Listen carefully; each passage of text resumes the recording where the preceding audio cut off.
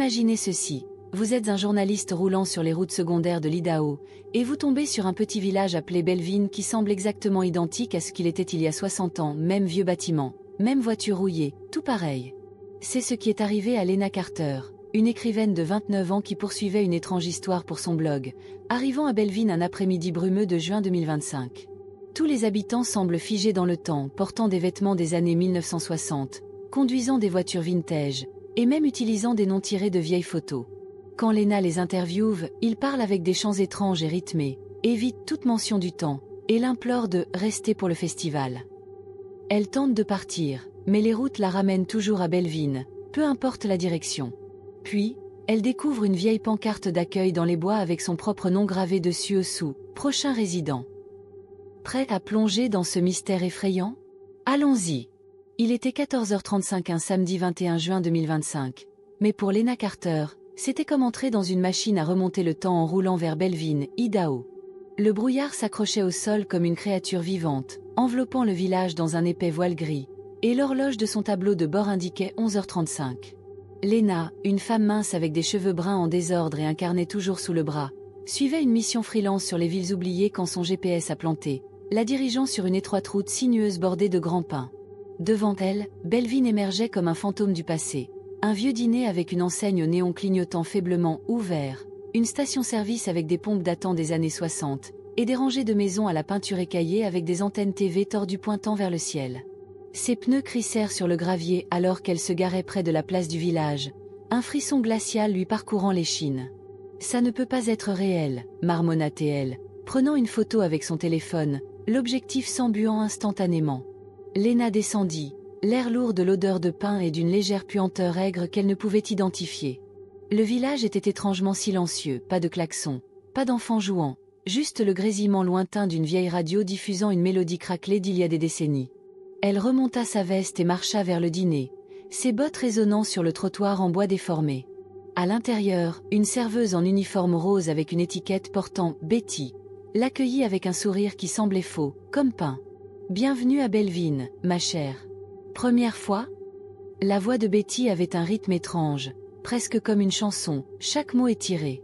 Lena hocha la tête, ouvrant son carnet. « Oui, je suis journaliste. J'ai remarqué que la ville n'a pas changé depuis les années 60. Puis-je poser quelques questions ?» Betty inclina la tête, son sourire figé. « Oh, on aime ça comme ça. Le temps est gentil ici. Reste pour le festival demain, tout le monde le fait. » Lena fronça les sourcils, prenant une note. « Festival? De quel genre ?» Mais Betty se contenta de fredonner et se détourna, essuyant le comptoir avec des mouvements lents et délibérés, presque hypnotiques. Au cours des 2 heures suivantes, Lena rencontra d'autres habitants, chacun un reflet du passé. Il y avait Hank, un mécanicien en salopette usée, penché sur une Chevy qui brillait comme neuve mais rouillée sur les bords.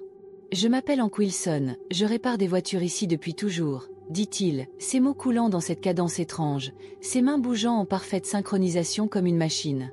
Puis il y avait Clara, une institutrice en robe à pois, tenant une gomme à tableau comme un talisman. Clara est « J'enseigne aux petits », chanta-t-elle, sa voix chantante esquivant les questions de Lena sur l'année en cours. Chaque habitant donnait la même réponse vague quand on insistait. « Le temps n'a pas d'importance ici.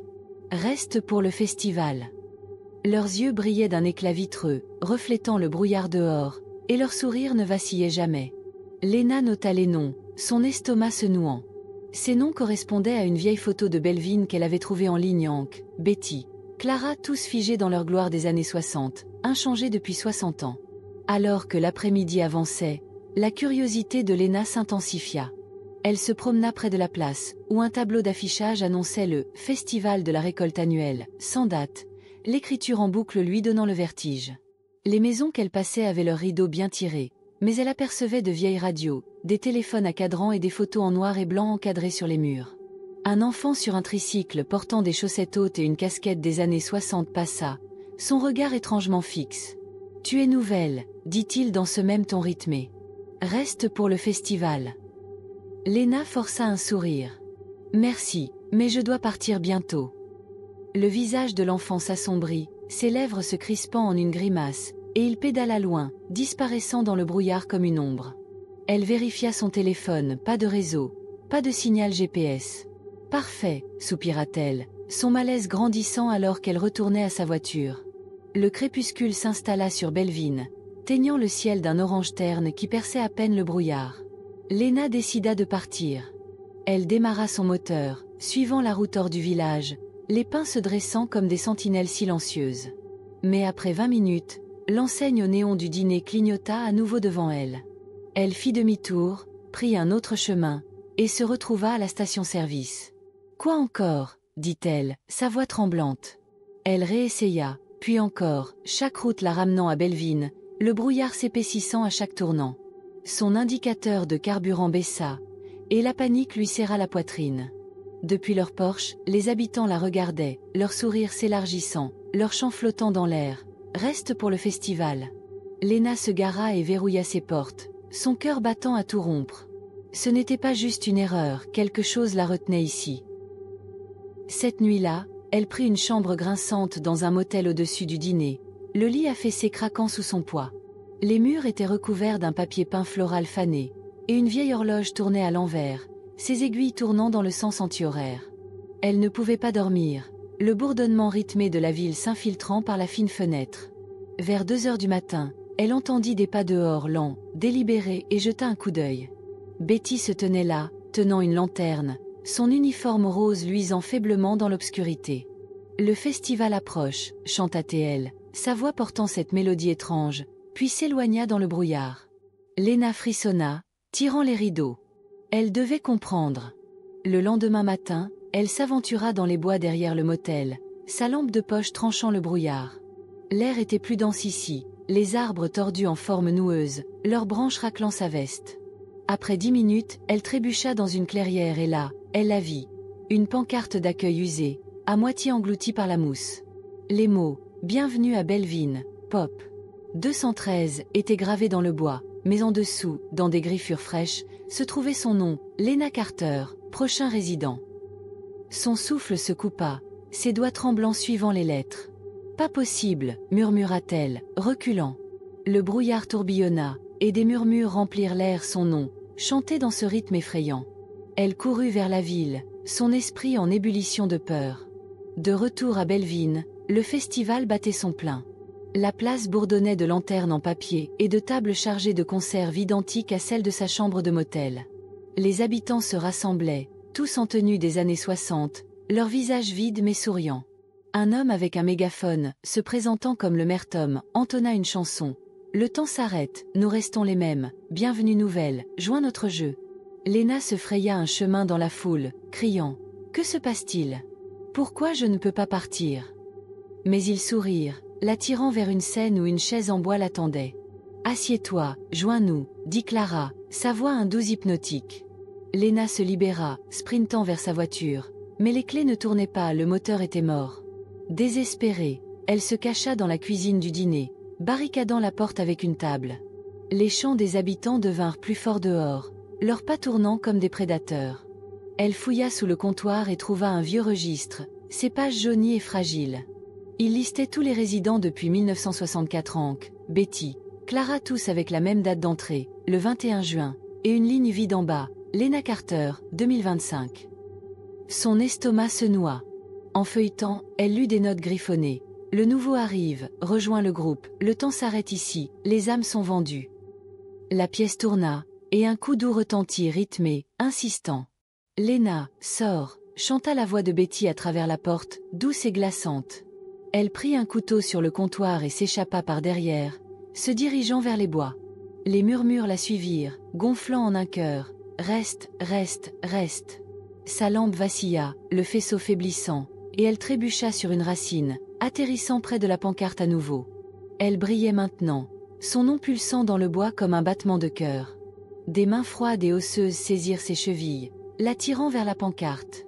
Elle hurla, frappant avec le couteau, mais d'autres mains apparurent attachées à des silhouettes floues en vêtements des années 60, leurs visages souriants mais indistincts. « Tu es chez toi maintenant », dit une voix rauque, et le brouillard l'engloutit, épais et suffocant. Au cours des jours suivants, la résistance de Léna s'effaça. Chaque matin, elle se réveillait dans la chambre de motel, l'horloge tournant toujours à l'envers, ses vêtements remplacés par une robe à pois et un cardigan. Les habitants la saluaient avec ses sourires étranges, l'appelant maintenant « Lenae », comme si elle avait toujours appartenu ici. Elle tenta d'écrire dans son carnet, mais les pages se remplirent de la même écriture en boucle du flyer du festival, effaçant ses propres mots. Les murmures ne s'arrêtaient jamais, un bourdonnement constant dans ses oreilles, et elle se surprit à fredonner la chanson du festival sans s'en rendre compte. Son reflet dans le miroir du motel montrait ses cheveux coiffés en un bob des années 60, ses yeux commençant à briller comme les leurs. Un après-midi, elle découvrit une vieille cabane dans les bois, sa porte grinçant pour révéler des piles de registres poussiéreux. Elle les feuilleta, les mains tremblantes, certificats de naissance, certificats de décès, tous datés de 1964, avec des noms barrés et remplacés par les résidents actuels. Une photo fanée montrait le Belleville original, ses habitants souriant jusqu'à ce qu'une tache sombre se répande sur l'image, comme de l'encre qui saigne. Une note glissée dedans disait « Le rituel nous garde. Le sang nouveau renouvelle le pacte ». Son nom était griffonné en bas, daté d'aujourd'hui. Elle lâcha la photo, reculant alors que les murs de la cabane pulsaient, le bois gémissant comme s'il était vivant. Cette nuit-là, le festival revint, plus intense. Les habitants dansaient en cercle autour d'un feu de camp, leur chant montant en un crescendo frénétique. Le maire Tom lui tendit une conserve de la table, son étiquette vide mais chaude au toucher. « Mange, joins-nous complètement », dit-il, sa voix résonnant dans son crâne. Elle hésita, le couteau encore dans sa poche, mais les mains revinrent, la guidant vers la scène. La foule s'écarta, révélant un miroir sur la chaise. Son reflet montrait une version creuse d'elle-même, souriant de ce même sourire figé. Elle lâcha la conserve, courant à nouveau, mais les bois la ramenèrent à la place. Les jours se fondirent dans les nuits, toujours les mêmes murmures, mains, la pancarte lumineuse. Elle trouva une cave sous le dîner, ses marches glissantes de moisissure, menant à une pièce remplie de bocaux. À l'intérieur, des yeux, des dents, des cheveux, des restes préservés, chacun étiqueté avec un nom du registre. Un bocal à la fin portait « Lena Carter », vide mais attendant. Elle étouffa un haut-le-cœur, reculant, et le sol pencha, des rires venant des murs. Elle s'échappa, le couteau glissant de sa main, perdue dans l'obscurité. À la fin de la semaine, Lena était une coquille vide. Son esprit luttait, mais son corps suivait les habitants, se joignant à leur chant, servant des conserves au festival. Elle n'en mangea pas, une partie d'elle s'accrochant encore. Une nuit, elle surprit Hank et Betty chuchoter sur « le prochain », leur voix basse. Elle les suivit dans les bois, se cachant derrière un arbre alors qu'ils découvraient un autel de pierre, sa surface gravée de son nom et d'une date, 28 juin 2025. « Elle sera prête », dit Betty, et ils rirent, le son tranchant le brouillard. Le 28 juin, le festival atteignit son apogée. Les habitants l'allièrent à l'autel, leurs mains douces mais fermes. Le feu de camp rugissait, et le maire Tom leva une conserve, son couvercle s'ouvrant avec un bruit humide. « Bienvenue chez toi, Lena », chanta-t-il, la foule reprenant en écho. Elle se débattit, mais les cordes se resserrèrent, le brouillard formant des formes, visages, mains, son propre reflet. Un liquide froid goûta de la conserve sur ses lèvres, et elle sentit son esprit glisser, ses cris s'évanouissant dans leur chanson. Histoire numéro 2, leçon sous DRY Creek. Imaginez ceci. Vous êtes un géologue explorant une ville minière abandonnée en Virginie occidentale, inspectant de curieux effondrements, quand vous commencez à entendre des voix venant du sous-sol, des murmures effrayants qui n'ont aucun sens. C'est ce qui est arrivé à Mark Ellis, un homme de 34 ans avec un sac rempli d'outils, roulant vers DRY Creek un après-midi brumeux de juin 2025. L'endroit est une ville fantôme, vide sauf pour une famille, et les locaux le mettent en garde de ne pas rester après le coucher du soleil car le sol se réveille, la nuit. Il entend ces murmures résonner dans les vieux puits de mine, découvre des enregistrements audio de 1922 avec des mineurs hurlant, et une voix répétant « Ne creusez pas plus profond ». Puis, une nuit, il trouve des empreintes boueuses fraîches menant hors d'une mine scellée, droit vers sa cabane. Prêt à plonger dans ce cauchemar effrayant? Allons-y. Il était 14h36 un samedi 21 juin 2025, mais la montre de Mark Ellis indiquait 13h36 alors qu'il conduisait vers DRY Creek, Virginie occidentale. Le brouillard pesait lourdement, rendant l'air épais et humide, et son vieux pick-up tremblait sur une route délabrée bordée de mauvaises herbes envahissantes.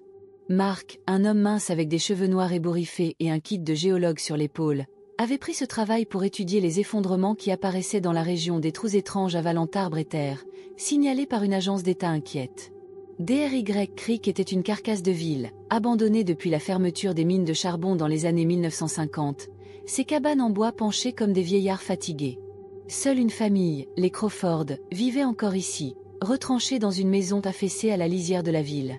Ses pneus crissèrent en s'arrêtant près d'une pancarte rouillée indiquant « DRY Creek, Pop ». Et un frisson le traversa. Cet endroit semble bizarre, marmonna-t-il, saisissant son équipement. Mark descendit, le silence pesant sur ses oreilles, brisé seulement par le goutte-à-goutte d'un tuyau cassé. La ville sentait la terre humide et la poussière de charbon, un mélange qui lui irritait la gorge. Il avait entendu des histoires sur DRY Creek, des mineurs disparus dans les années 20, des effondrements soudains, mais il les prenait pour des légendes locales. Son plan était simple, cartographier les effondrements, prendre des échantillons, et partir avant la nuit. Il ajusta son casque et se dirigea vers le premier trou. Une cicatrice irrégulière dans le sol près d'un vieux puits de mine, son entrée barricadée avec du bois pourri. En s'agenouillant pour le mesurer, un son faible monta, des murmures, doux et indistincts, comme des voix prisonnières de la terre. Il se figea, retenant son souffle. « Allô » appela-t-il, sa voix revenant en écho. Rien ne répondit, mais les murmures s'amplifièrent, un mélange de gémissements et de mots qu'il ne comprenait pas. « Qu'est-ce que c'est que ça » dit-il, braquant sa lampe dans le trou. Le faisceau frappa des parois humides, mais le son semblait venir de plus profond, lui donnant la chair de poule. Plus tard cet après-midi-là, Mark rencontra les Crawford. Le vieux Crawford, un homme maigre au visage tanné comme du cuir, était assis sur son porche avec un fusil de chasse sur les genoux. Sa femme, Martha, une femme aux cheveux gris avec des yeux perçants, apporta un thé qui avait un goût de terre. « Tu es là pour les trous, hein » grogna Crawford, sa voix rauque. « Ne reste pas après le coucher du soleil. Le sol se réveille la nuit, toujours été comme ça. » Mark haussa un sourcil, prenant des notes. « Se réveille. Que veux-tu dire » Martha se pencha, sa voix basse. « Les voix commencent, les choses bougent. J'ai perdu mon frère à cause de ça en 78, sorti après le dark, jamais revenu. Par avant que le soleil tombe. » Mark hocha la tête, mais intérieurement, il était sceptique. « Probablement juste le vent dans les puits, » dit-il, bien que les murmures résonnent encore dans son esprit. Crawford secoua la tête. « Le vent ne parle pas, gamin. Tu verras. » À l'approche du crépuscule, Mark installa son camp près du puits de mine, montant une tente et déchargeant son équipement sismographe, enregistreur, sac d'échantillons. Les murmures revinrent, plus clairs maintenant, s'échappant de l'entrée barricadée. Il colla son oreille au bois, entendant des mots fragmentés. « Aider, ne, plus profond. » Son cœur battit plus fort. « Ça pourrait être un écho, » se dit-il, installant son enregistreur pour le capturer. L'appareil bourdonna, enregistrant les sons, et il le repassa statique mêlé de cris faibles, puis une voix unique, rauque et urgente. « Ne creusez pas plus profond. » Ses mains tremblèrent. « Ce n'est pas naturel, » murmura-t-il, rembobinant. La voix tourna en boucle, le glaçant jusqu'aux os. Il marqua l'endroit et décida d'enquêter le lendemain, le soleil s'enfonçant bas. Cette nuit-là, il resta dans sa tente, l'obscurité pressant contre la toile. Les murmures se transformèrent en un chant bas, rythmé et troublant, comme une foule marmonnant sous terre. À 22 heures, le sol trembla légèrement, une vibration qu'il sentit à travers son sac de couchage. Il saisit sa lampe et sortit, le brouillard tourbillonnant autour de lui. Les planches du puits craquaient, comme si quelque chose poussait de l'intérieur. « Allô » appela-t-il à nouveau, mais le chant s'amplifia, formant des mots « Reste, joins-nous ». Il recula, ses bottes glissant sur l'herbe mouillée, et retourna dans sa tente, le cœur battant. Le sommeil fut difficile, et il rêva de mains surgissant de la terre, leurs doigts froids et osseux. Le lendemain matin, Mark creusa dans l'histoire de la ville. Il trouva une vieille boîte d'archives dans le grenier des Crawford, remplie de papier jauni et d'un enregistreur à bande. Martha le regardait, le visage tendu. « Ça vient des mines, » dit-elle. « Laisse ça tranquille. » Mais Mark ne put résister. Il monta la bande, la machine ronronnant à la vie. L'audio crépita, puis explosa en chaos, mineurs criant, pioches cognant, et des hurlements soudainement coupés. Un effondrement gronda dans les haut-parleurs, suivi de silence, puis cette même voix rauque. « Ne creusez pas plus profond, il est réveillé. » L'enregistrement se termina avec un son humide et gargouillant, et Mark se sentit mal. La date sur l'étiquette indiquait le 12 octobre 1922, un effondrement majeur ayant tué 17 hommes, jamais pleinement expliqué. Qu'ont-ils trouvé, marmonna-t-il, sa curiosité luttant contre sa peur. Au cours des jours suivants, Mark cartographia plus d'effondrements, chacun plus profond et large, les murmures grandissant avec eux. Il utilisa un radar pénétrant le sol, détectant des espaces creux en dessous, mais l'équipement glitcha, montrant des formes qui bougeaient, des figures humaines se déplaçant dans l'obscurité. Les Crawford devinrent tendus, le mettant en garde quotidiennement. Le coucher du soleil est à limite, dit Crawford, chargeant son fusil. Le dernier qui est resté a entendu les voix aussi. On a retrouvé son chapeau flottant dans un effondrement le lendemain. Mark hocha la tête, mais le mystère l'attirait. Il enregistra des heures d'audio, les murmures formant des phrases. « Nous avons faim, libérez-nous ». Il les repassa, analysant les motifs, mais la voix de 1922 le hantait le plus. Un après-midi, il explora une vieille cabane près de la mine, sa porte pendante sur ses gonds. À l'intérieur, il trouva des outils rouillés, un casque de mineur avec une lumière cassée, et un journal. Les pages étaient détrempées, mais il déchiffra des entrées de 1921. Les mineurs parlaient des « un son », un bourdonnement des profondeurs qui les rendait fous. Une entrée disait « On a creusé trop profond, trouvez le vide ». Il a parlé. On l'a scellé, mais il est toujours là. La dernière page était tachée de sang, le mot « réveillé » griffonnait encore et encore. L'estomac de Mark se noua. Il empocha le journal et repartit, le brouillard s'épaississant autour de lui. Cette nuit-là, le sol se réveilla. À 21h, un grondement bas secoua sa cabane, les fenêtres tremblant. Les murmures se transformèrent en cris, perçants et désespérés, venant de chaque effondrement. Il saisit son enregistreur, sortant, et vit le puits barricadé trembler, le bois se fissurant. Un vent froid souffla, portant l'odeur de pourriture et de charbon. Il enregistra tout, les cris s'évanouissant dans cette voix rauque. « Tu n'aurais pas dû venir ». Le sol se fendit près de sa tente, un nouvel effondrement s'ouvrant, et il trébucha en arrière, sa lampe tombant dans le noir. Il entendit un splash, puis le silence. « C'est dingue, dit-il, se retirant à l'intérieur, barricadant la porte avec une chaise. Le lendemain, il signala à l'agence, sa voix tremblante sur un téléphone satellite crachotant. « Les effondrements sont actifs. Et il y a quelque chose là-dessous, des voix, peut-être des survivants. » L'opérateur semblait sceptique. « Prends des échantillons et sors, Ellis. On enverra une équipe. » Mais Mark ne pouvait pas lâcher prise. Il revint à la mine, arrachant une planche avec un pied de biche. Le puits s'ouvrit, une gueule noire sentant la terre humide et la décomposition. Il descendit une caméra sur une corde, l'image montrant une caverne avec des poutres effondrées et des ombres bougeant. Trop vite pour être naturel. Les murmures revinrent, plus forts. « Joins-nous, creuse ». Il remonta la caméra, son objectif barbouillé de boue, et remarqua des griffures fraîches sur le boîtier, comme des griffes. Ce soir-là, il installa des capteurs de mouvement autour de la mine, espérant attraper ce qui bougeait. À 23h, ils se déclenchèrent, un bip coupant la nuit. Il saisit sa lampe et suivit le signal, trouvant des empreintes boueuses menant du puits, grandes, irrégulières et humides, traînant vers sa cabane. Son souffle se coupa. « Personne n'est venu ici, dit-il, sa voix tremblante. Les empreintes étaient fraîches, la boue encore luisante sous sa lumière. Il les suivit, le brouillard se refermant, jusqu'à ce qu'elle s'arrête à sa porte. Un coup retentit, lent, lourd, et il se figea, le couteau dans sa main tremblant. « Qui est là » appela-t-il, mais la seule réponse fut un rire bas venant du sol en dessous. La panique le gagna. Il verrouilla la porte, entassant des meubles contre elle, mais les coups continuèrent, rythmés et insistants. Les murmures se joignirent, un cœur sous les planches. « Laissez-nous entrer, tu es l'un de nous. » La cabane craqua, les murs se courbant vers l'intérieur, et il vit des fissures s'étendre au plafond. Il saisit son enregistreur et courut vers les Crawford, frappant à leur porte.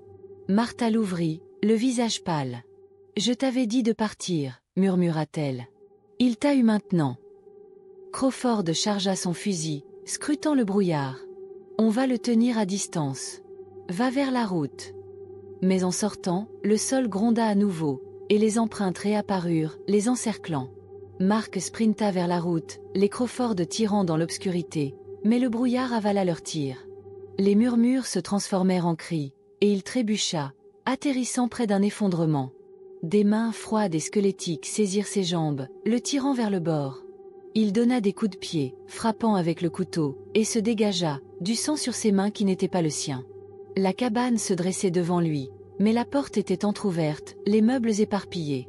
À l'intérieur, son équipement bourdonnait, l'enregistreur jouant de la statique mêlée de cette voix rauque. « Maintenant tu vis ici aussi. » Il se barricada dans la chambre, les murs pulsant comme s'il respirait. Les murmures devinrent un rugissement, et le sol se fendit, une main émerge grise, décomposée, avec des ongles comme des éclats. Il la poignarda, le couteau s'enfonçant dans la chair, mais d'autres mains suivirent, le traînant vers le trou.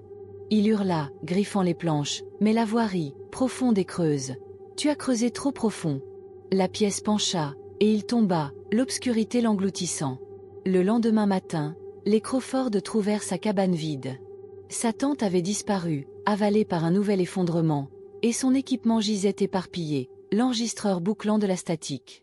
Ils appuyèrent sur play, et la voix rauque murmura « Maintenant tu vis ici aussi. » Au loin, le puits de mine luisait faiblement, et un nouvel ensemble d'empreintes boueuses menait dans le brouillard, se dirigeant vers leur maison. Histoire numéro 3. L'homme à la lanterne de Hollow Ridge. Imaginez ceci, vous campez avec des amis dans les bois du Tennessee, et vous repérez une vieille lanterne brillant dans les arbres, lumineuse et étrange avant qu'elle ne disparaisse dans l'air. C'est ce qui est arrivé à un groupe de randonneurs tombant sur Hollow Ridge en juin 2025, déclenchant des histoires folles qui se sont répandues rapidement. En 1985, une équipe de pompiers volontaires a disparu en combattant un feu de forêt ici, et les locaux murmurent que leur chef a conclu un marché avec quelque chose dans la fumée. Maintenant, la nuit, une lanterne qui se balance est vue bougeant à une vitesse anormale à travers les arbres, et ceux qui la poursuivent disparaissent, parfois leur voix résonne depuis la vieille tour de guet, appelant au désespoir. Prêt à entrer dans cette histoire forestière effrayante? Allons-y.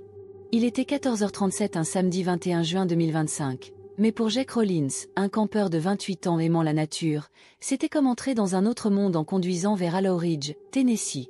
L'horloge de son tableau de bord indiquait 13h37, et la forêt s'élevait devant lui, dense de pins et de chênes, l'air lourd de l'odeur de terre humide.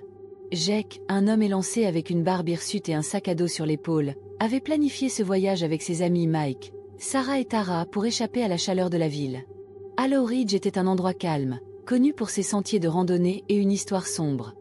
Une équipe de pompiers volontaires avait disparu en 1985 pendant un énorme feu de forêt. Son camion ronronna en s'arrêtant près d'un sentier. Une pancarte usée lisant « Forêt de Hollow Ridge, entrez à vos risques » et un frisson le traversa. « Cet endroit semble bizarre, » dit-il, déchargeant son équipement. Jake et ses amis installèrent leur camp près d'un ruisseau, montant des tentes sous la canopée des arbres. Le soleil de l'après-midi filtrait à travers les feuilles, projetant de longues ombres, et la forêt bourdonnait de criquets. Ils rirent, grillant des guimauves sur un petit feu. Mais l'ambiance changea quand Sarah, une photographe aux cheveux bouclés, pointa les bois. « Vous avez vu ça ?» murmura-t-elle. Une lueur faible clignota entre les arbres une vieille lanterne, sa lumière chaude et stable, se balançant doucement. Ils regardèrent, fascinés, alors qu'elle s'enfonçait plus profondément dans la forêt, puis s'éteignit comme si elle n'avait jamais existé. « Que était-ce » dit Mike, un homme costaud au rire bruyant, se levant. Tara, la discrète avec son carnet de croquis, fronça les sourcils. « Peut-être un garde forestier. » Mais Jake secoua la tête. « Aucun garde n'a une lanterne comme ça, et elle a disparu. » Le groupe se tut, le feu crépitant étant le seul son, et une sensation d'inconfort s'installa. Ce soir-là, ils rencontrèrent le vieux Carter, un local buriné vivant dans une cabane près du sentier. Son visage était ridé, et ses yeux bougeaient nerveusement pendant qu'il coupait du bois. « Vous campez, les jeunes ?» demanda-t-il, sa voix rauque. Jake hocha la tête. « Oui, on a vu une lanterne bizarre plus tôt. Vous savez quelque chose ?» La hache de Carter s'arrêta en plein élan, et il baissa la voix. « C'est l'homme à la lanterne. » En 85, une équipe de pompiers s'est perdue dans un feu de forêt d'10 hommes, mené par Tom Hargrove. Ils ne sont jamais revenus. On dit que Tom a conclu un marché avec quelque chose dans la fumée pour sauver la ville, mais ça les a pris à la place. Sarah haussa un sourcil. Un marché? Comme quoi? Carter cracha dans la terre. Quelque chose de sombre. Maintenant, cette lanterne bouge la nuit, rapide et sauvage. Poursuis-la, et tu disparais, parfois tu les entends appeler depuis la tour de guet. Il pointa une structure bancale sur une colline, à peine visible. Partez avant la nuit, avertit-il, puis retourna à son bois. Quand la nuit tomba, la forêt devint silencieuse, les criquets s'évanouissant. Vers 21 h, la lanterne réapparut, sa lueur dansant entre les arbres, bougeant plus vite qu'un homme ne pourrait courir.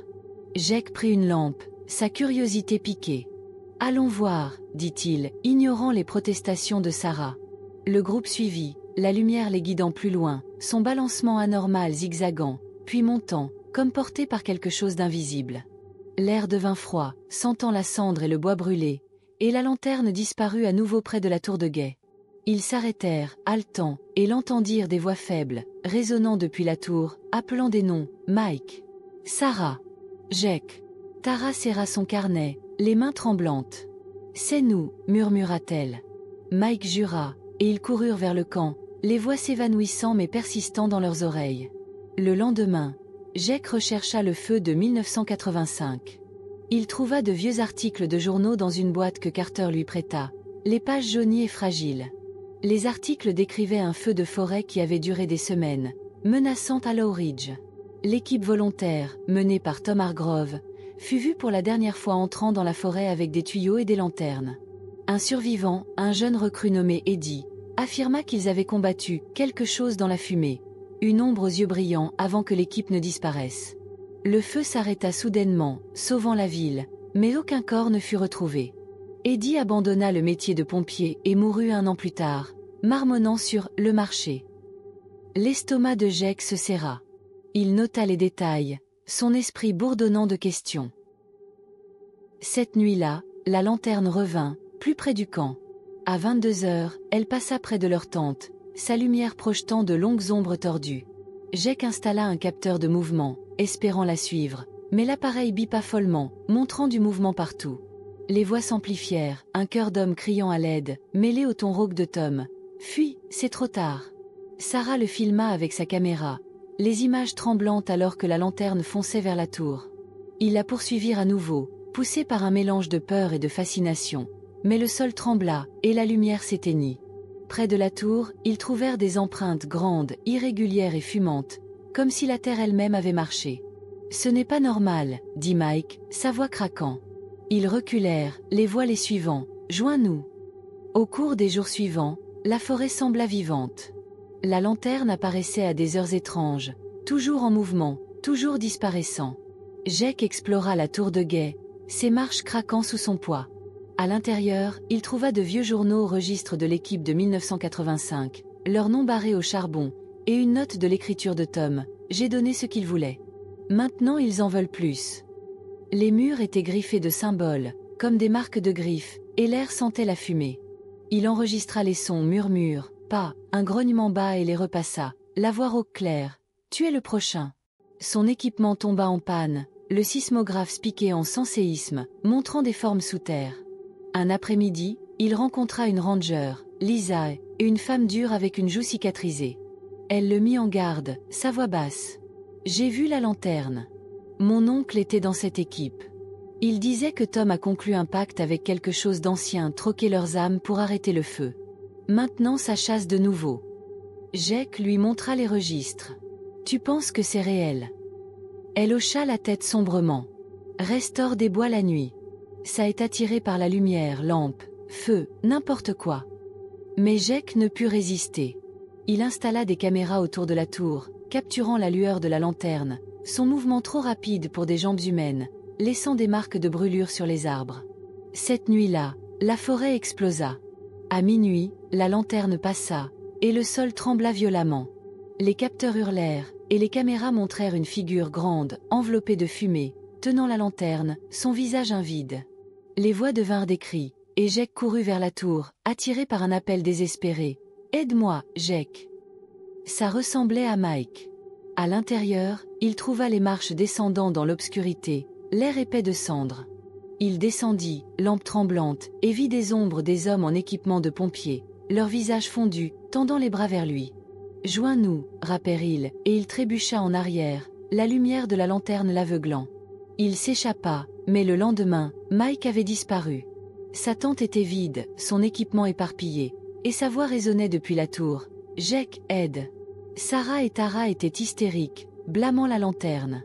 Jake signala à Lisa, qui pâlit. Ça a commencé.